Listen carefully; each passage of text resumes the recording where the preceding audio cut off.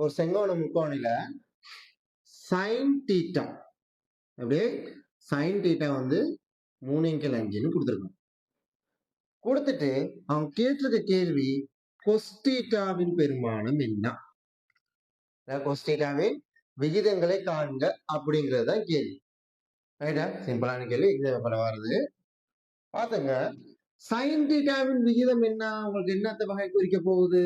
இது வந்து எதிர்பக்கம், இது வந்து செம்பக்கம்.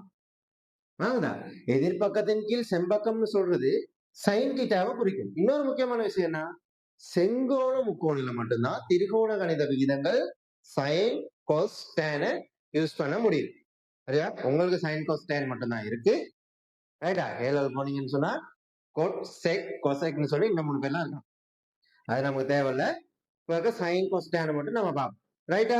இப்ப பாருங்க, சைன் கோஸ் டேன் அதோட விகிதங்களையும் எழுதிக்கலாம்.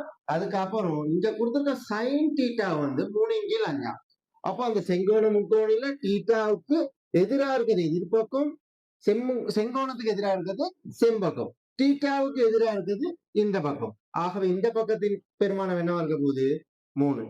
செம்பக்கம் 5. செங்கோணத்துக்கு இப்படி எதிராக இருக்கிறது செம்பக்கம், கோணத்தோட ஒட்டி இருக்கிறது அயல் பக்கம்னு சொல்லுவோம்.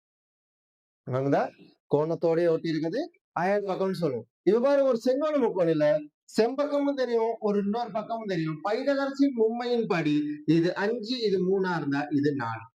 நீ பைதகரசின் தேற்றத்தை போட்டாலும் இதைத்தான் வரப்போகுது. பைதகரசின் மும்மை தெரியும் தானே, சொல்லி கொடுத்துருக்கேன் தானே.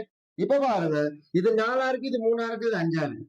பைதகரசி தேற்றத்தை யூஸ் பண்ணாலும் 16, 3 9, 16 9 25, 25க்கு வர்க்கமூலம் எடுத்தா பிளஸ் மைனஸ் 5, பிளஸ் 5 மட்டும் செம்பக்கத்துக்கு வருது. அப்ப அதெல்லாம் சரி. இப்ப என்ன நமக்கு தேவை? கொஸ்தீட்டாவோட பெருமானம் நமக்கு தேவை. கொஸ்தீட்டான என்ன? கொடுத்திருக்க தீட்டா பெருமானத்தில் அயல் பக்கம் கீழ் செம்பக்கம். தீட்டாவோட அயல் பக்கத்துல என்ன இருக்கு? 4. செம்பக்கத்துல என்ன இருக்கு? 5. ஆகவே கொஸ்தீட்டாவின் பெருமானம் என்ன நமக்கு வருது? 4/5. ரைட்டா? அவ்வளவுதான். சில வேலை டேன் தீட்டா சில வேலை கேட்டிருந்தா, டேன் தீட்டா வந்து என்ன? எதிர்பக்கத்தின் கீழ் அயல் பக்கம். எதிர்பக்கம் என்ன? 3. அயல் பக்கம் என்ன? 4. இது டேன் தீட்டா. லேசான கேள்வி. ரைட்? மார்க் பண்ணி வச்சுக்கோங்க.